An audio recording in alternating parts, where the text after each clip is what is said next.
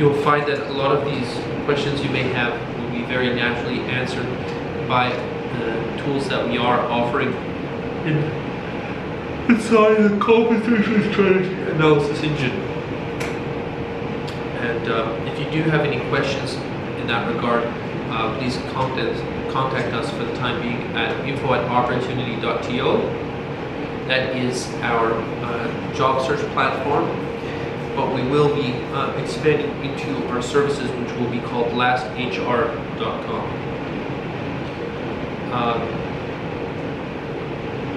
Studies have shown that a number of compensation package strategies actually increase turnover and dissuade workers from increasing output.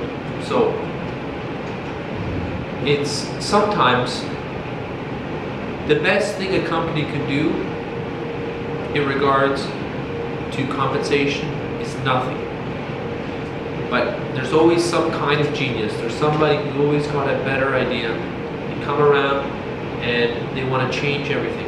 But what happens is, if you're changing the compensation, you're changing a lot of the perception of within the company, and it may even have an effect on,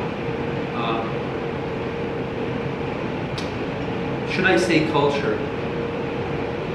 No, I've had a discussion with a very good friend of mine in that regard, though I still haven't come to a conclusion in that regard, but I'm not going to say that it's going to affect culture, though I am concerned, and I will investigate it further, and I will discuss about it. If you do have questions about if it can actually, if you see this video in the future, I may already have an answer.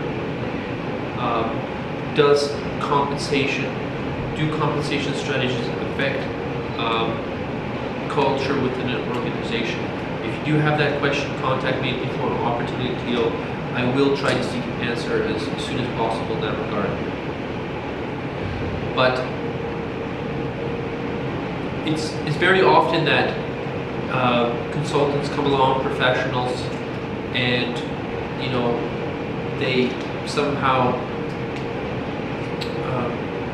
they're able to communicate to management that, hey, things aren't working out, maybe we'll do this, and they flip everything around, and it turns out it gets worse than getting better. And you can't, a lot of the time, you can't just dip your toe into it, because then there's going to be a perception of unfair dealings, that people are not treated fairly, right? And because the people who've come before, they may feel disenfranchised, and they might just say,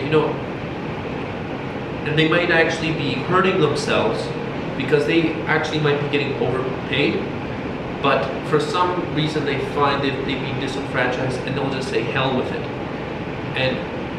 And there's nothing you can argue with. You've lost a high quality, experienced employee simply by dabbling in a new strategy. So it's very, very important that these things are executed appropriately and with high integrity.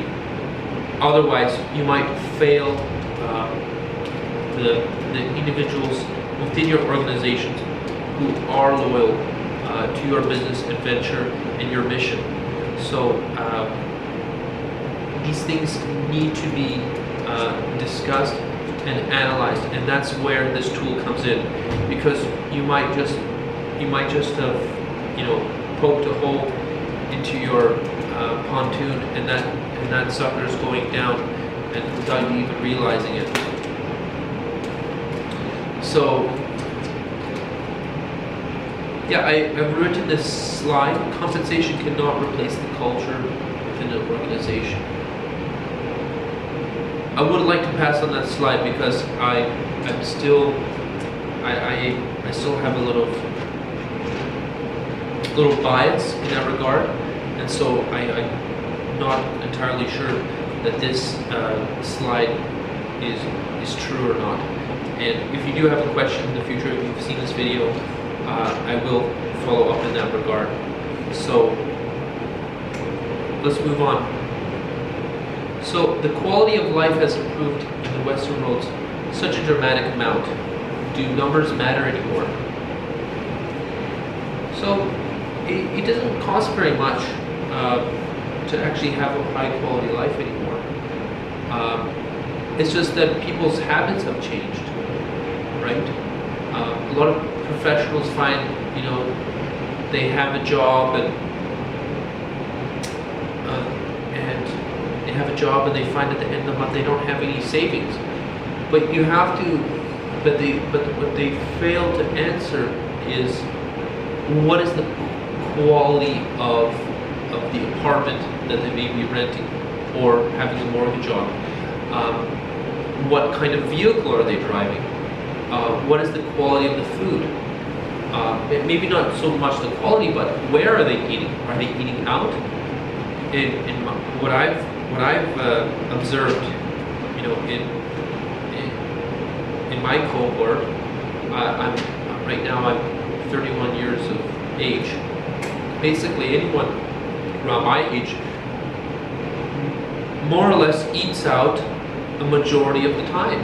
There's a very small minority who eat at home,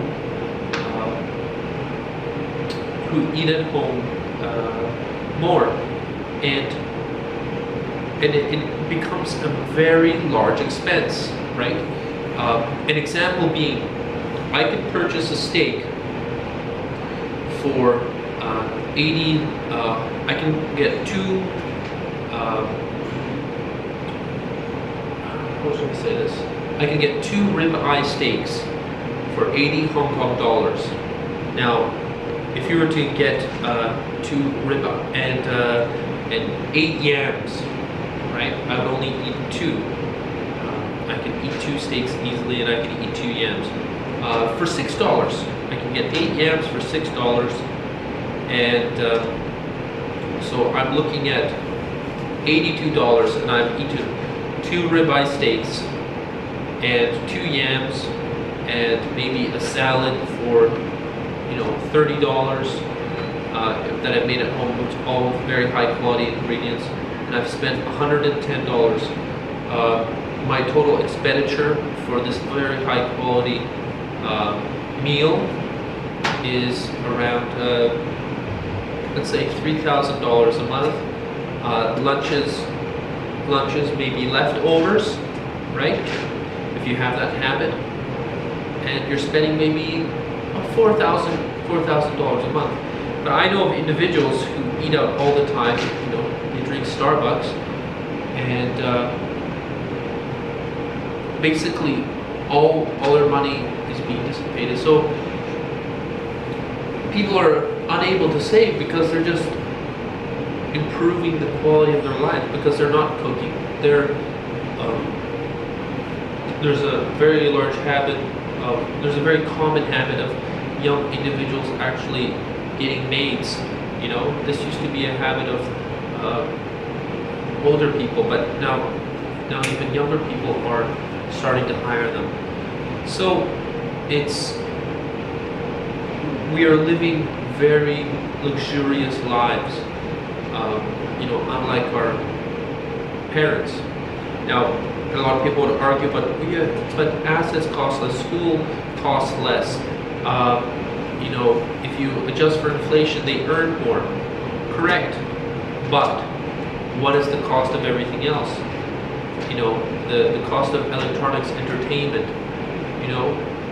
What would it cost to go see a movie? You can now watch infinite amount of movies watching Netflix. A stereo system can now be purchased. The Beat pill or whatever it's called. It's very inexpensive, and you have a stereo system with your single device.